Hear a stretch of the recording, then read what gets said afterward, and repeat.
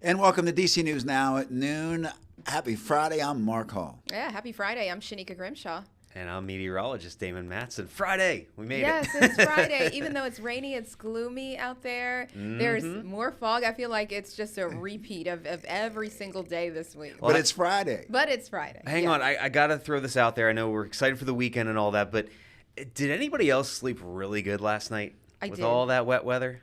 I did. Yeah, I did actually. See? I could have used more sleep, too. Look, well, me too. But listen, when I was out, I was out because that rain was coming Yeah. down, and I know it was tough to deal with this morning, but it has its perks. It really does.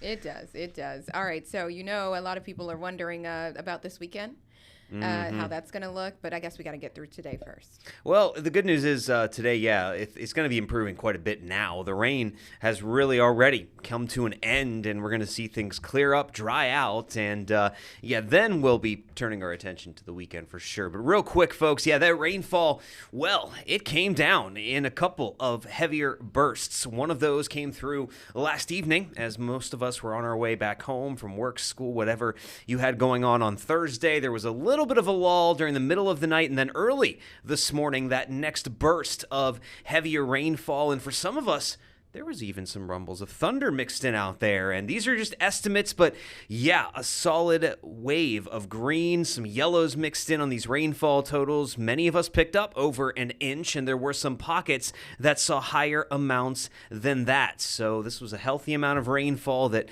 really melted away a lot more of that snow and ice that are out there in the big piles anyway. And as well, it certainly was soaked up by the ground out there given our ongoing drought. We did have some ponding here and there because of how heavy the rainfall was, but otherwise minimal issues. And there goes the wet weather. It's sliding off the East Coast as a cold front pushes it away from us and moves across the DMV, and in behind that front, it's clearing out. So folks, not everybody will see an equal amount of sunshine, but guess what?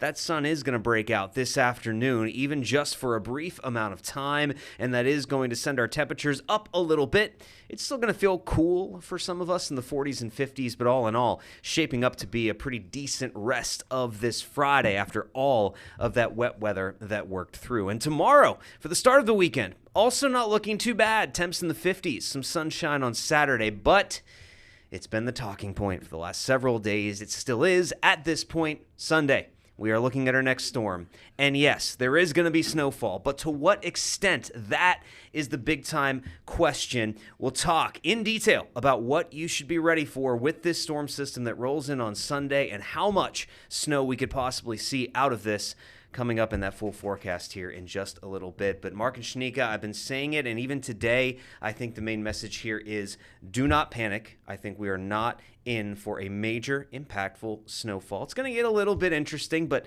not to any worrisome degree as we move forward. All right, Damon, thank you so very much. We appreciate it. All right, Shanika, we are covering breaking news as we are looking live now at the Supreme Court, the highest court in the land. They struck down President Donald Trump's far-reaching global tariffs, which is some would consider a significant loss on an issue critical to the president's economic agenda.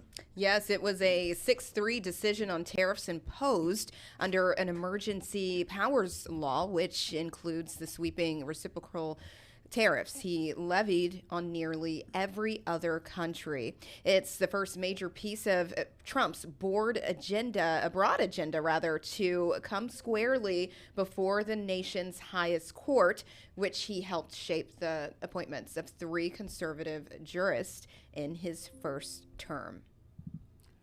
And Maryland lawmakers in Prince George's County, certainly a big day, pushed forward on Thursday with new legislation looking to bring missing people home to their loved ones. Dakar Rose's law was passed out of the council committee on Thursday. Now, the law is named for the 19-year-old Dakar Thompson, who went missing in Prince George's County last August. Her family reported her missing within 1 day after she was last seen. Take a listen. Hanging over all of us was the most terrifying question: is Dakar coming back? For the first 24 to 48 hours before law enforcement was fully involved, we searched on our own.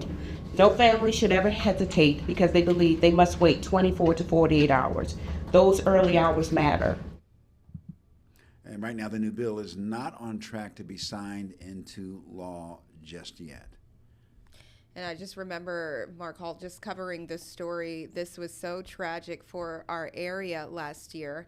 Everyone was in hopes when they were searching for Dakara, and to find out the worst happened. Yeah. It just broke everyone's heart. Yeah, I think DC News Now's Randy Bass covered the story yesterday, and she was just talking about how emotional it was inside the hearing yesterday. And again, time has passed, but the hurt remains strong. And obviously, as this moves forward, hopefully it'll become law and it'll stand for something in memory of that young life lost. That's right, Mark. Turning now to hundreds of students at a Northern Virginia high school. They're suspended for protesting ICE. The teens at Woodbridge High School in Prince William County staged a walkout on Friday. Walkouts are generally acceptable, but instead of remaining on school premises, school students began walking along Old Bridge Road, which is a violation of the district's code of behavior. So in a full letter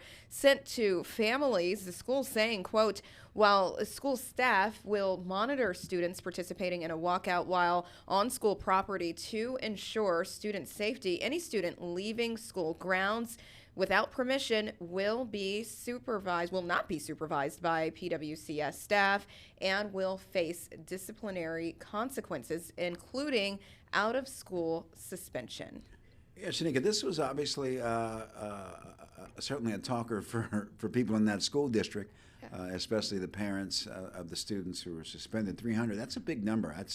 I've never seen a number come close to that. And, again, the district citing policy of leaving school grounds. And it's interesting that you were talking about 300 students that really felt compelled to have their voices heard. So not sure what comes next, if parents are going to appeal the suspension. Again, what is it, 3-day suspension or something like that? Yeah, 3 days is a lot. It's a lot. Yeah. And I guess a statement has been made on both sides. Another issue that just seems to not go away here in the district, and quite frankly in the region, is the district now is under, Shanika, public emergency because of the Potomac sewage spill. The declaration allows the city to request federal support, with D.C. seeking 100% reimbursement for costs incurred by D.C. Water. But there is some good news. D.C. Water says it's finally dug down deep enough to reach the damaged portion of the pipe. They say the crews have also stopped all wastewater flow into the Potomac River. That's a big, big step in the right direction. This has been just a hot mess across the board for quite some time now. Yeah, a hot mess is perfectly well said, Mark, because it's a ripple effect now, and for it to take so long for repairs and all of that, companies now, they are going to suffer.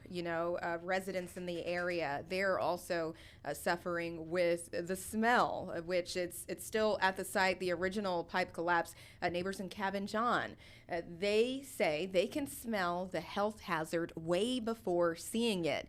And some neighbors who are directly across from the site of the Potomac River sewage spill says the sounds of construction, they are never ending. So you're dealing with sounds, also smells.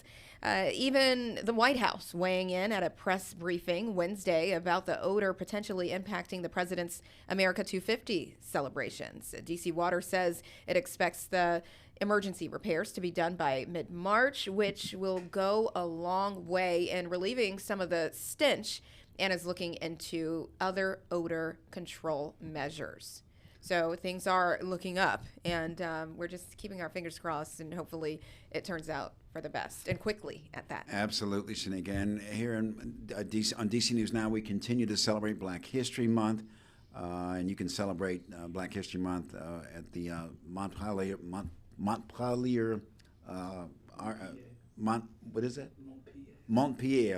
Art Center. The annual exhibition shows really the diverse talents of regional artists.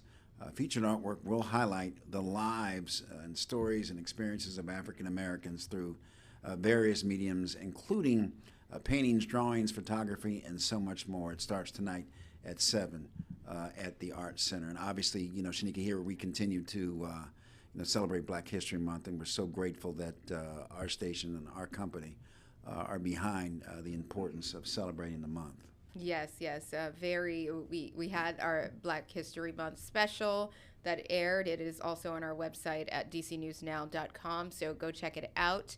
And yeah, we're celebrating Black History Month all month long.